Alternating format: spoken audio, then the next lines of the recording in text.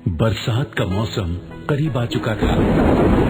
शिकारपुर में सभी गांव वालों ने अपने अपने घरों की मरम्मत करने का काम शुरू कर दिया था, ताकि बारिश में उन्हें किसी तरह की मुश्किल का सामना न करना पड़े।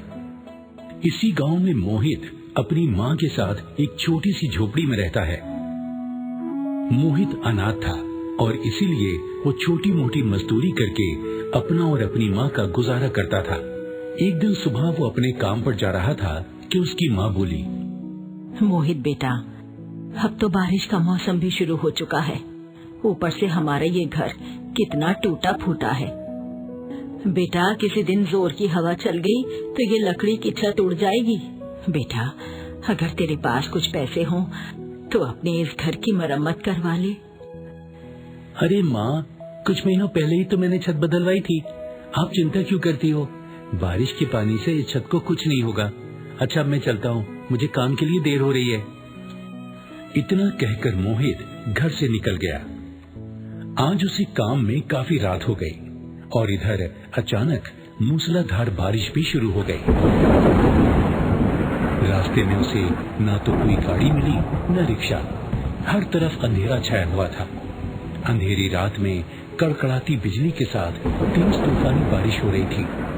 ये देखकर मोहित सड़क के किनारे एक पेड़ के पास जाकर खड़ा हो गया। ओफो, बारिश तो बहुत तेज हो रही है। अब मैं घर कैसे जाऊं? यहाँ तो कोई सवारी भी नहीं। क्या करूं अब? घर में माँ भी अकेली है।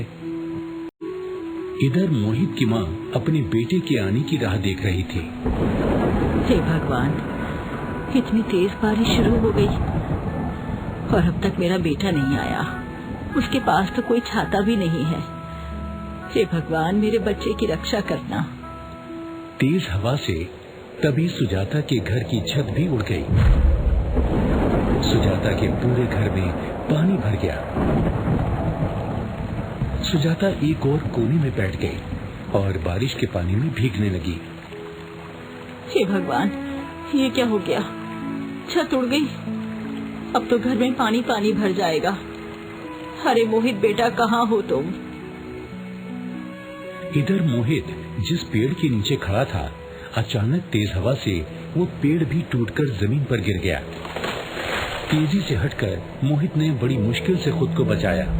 तभी अचानक हवा में उड़ता हुआ एक काले रंग का छाता मोहित के पैर के पास आकर गिरा। अरे अरे, ये छाता कैसा है? किसका छाता है ये? और ये अचानक यहाँ कैसे आ गया? मोहित ने अपने चारों ओर देखा, लेकिन वहाँ कोई नहीं दिखा। बारिश के साथ साथ तेज हवा भी चल रही थी। मोहित से ठीक से खड़ा भी नहीं हुआ जा रहा था। मोहित ने बड़ी मुश्किल से उस छाते को अपने हाथ में उठाया। चलो, अच्छा है, इस छाते के सहारे मैं कम से कम घर तो चला जाऊंगा। लेकिन इतनी तेज हवा में ये छाता भी कैसे टिका रहेगा? चलो, कोशिश करके देखता हूँ। मोहित ने जैसे ही उस छाते को खोला और अपने हाथ में लेकर उसे सर के ऊपर रखा, तभी मोहित के सारे गीले कपड़े अचानक से सूख गए और उस छाते में ना तो पानी लग रहा था और न ही हवा लग रही थी। ये देखकर मोहित को बड़ा ताज्जुब हुआ। अरे, ये क्या हुआ? ये मेरे गीले कपड़े अचानक सूख कैसे गए? और अब मुझे इतनी तेज हवा भी नहीं लग रही है। हाँ, ये क्या हुआ? ये छाता तो बड़ा ही कमाल का छाता है। मोहित उस छाते के सहारे रास्ते से पैदल ही अपने घर की तरफ बढ़ रहा था। तभी रास्ते में अचानक उसे एक बहुत गहरा गड्ढा मिला, जिसमें सड़क पर दूर दूर तक पानी भरा हुआ था और आगे जाने का रास्ता बंद हो चुका था। हाँ, हे भगवान, यहाँ तो रास्ता ही बंद हो गया। हाँ, बहुत पानी भरा हुआ है। मैं जाऊं तो कहीं डूब न जाऊं। अब क्या करूं? मोहित अभी ये सोच ही रहा था कि अचानक उसका छाता उसे लेकर हवा में उड़ने लगा। हाँ, हाँ, हाँ, अरे अरे अरे, मैं हवा में कैसे उड़ा? हाँ, ये हवा में कैसे उड़ना है? हाँ, मोहित पसीने पसीने हुए जा रहा था कि तभी उसे छाते की आवाज सुनाई दी। मोहित, इतना परेशान होने की जरूरत नहीं। तुम मेरे साथ हवा में उड़ रहे हो। कौन कौन कौन बोल रही है? मैं यही जादुई छाता बोल रहा हूँ मोहित, जिसे तुमने अपने हाथ में पकड़ रखा है।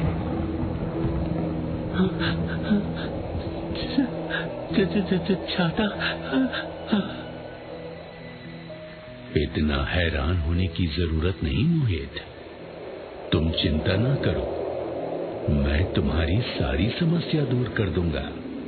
बस मुझे अपना दोस्त समझो। मोहित ने घबराकर उस जादुई छाते को अपने हाथ से जमीन पर फेंक दिया।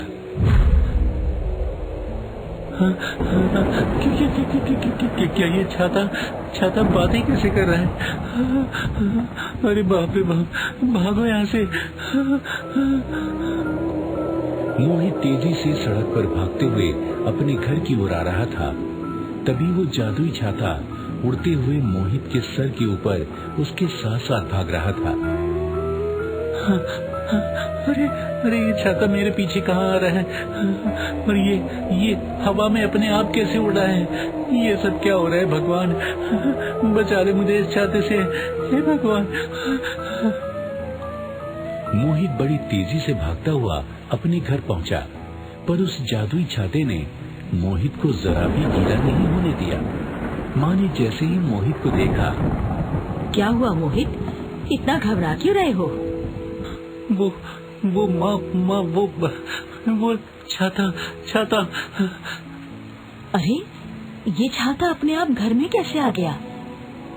तभी वो जादुई छाता एक विशाल छाता बन गया और मोहित के घर को ढक लिया, जिसके बाद घर में एक बूंद बारिश का पानी नहीं आया और घर का सारा पानी भी अपने आप सूख गया। मोहित बेटा, ये सब क्या है? अरे माँ, मुझे खुद नहीं पता, मेरी भी समझ में नहीं आ रहा है।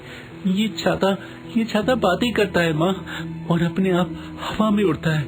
ये पीछे पीछे भागकर यहाँ तक आ गया, और अब देखो ये छत भी बन गया। ये सब कैसे हो रहा है माँ? मेरी तो कुछ भी समझ में नहीं आ रहा है।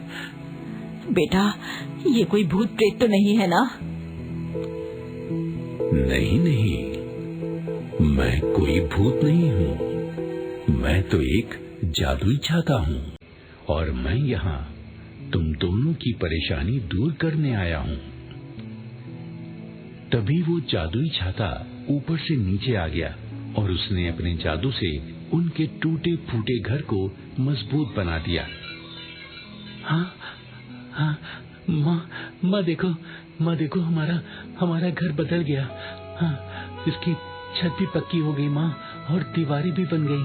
हाँ, अरे वाह, तुम तो सच में एक जादू चाहते हो। हाँ। चलो, देर से ही सही, पर तुम्हें मुझ पर विश्वास तो हो गया। माँ, मैं दरवाजा बंद करके आता हूँ, वरना किसी ने इस जादुई छाते को देख लिया तो सब गड़बड़ हो जाएगी।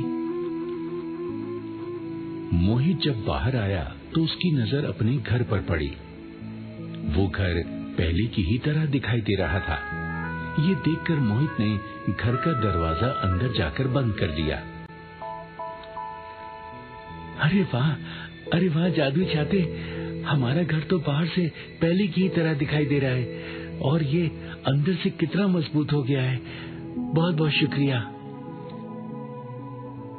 वो इसलिए मोहित कि अगर मैं इस घर की दीवारें बाहर से भी मजबूत कर देता तो इस गांव के लोग ये देखकर अचंभे में आ जाते और सब यही सोचते कि अचानक ये झोपड़ी एक ही रात में एक पक्का घर में कैसे तब्दील हो गई। लोगों को शक न हो, इसीलिए मैंने ऐसा किया। जादुई छाते की ये बात सुनकर मोहित और उसकी माँ दोनों बहुत खुश हो गए। जादुई छाते की वजह से मोहित का घर अब बारिश में पक्का हो चुका था और वो दोनों अब एक सुखी जीवन बिताने लगे।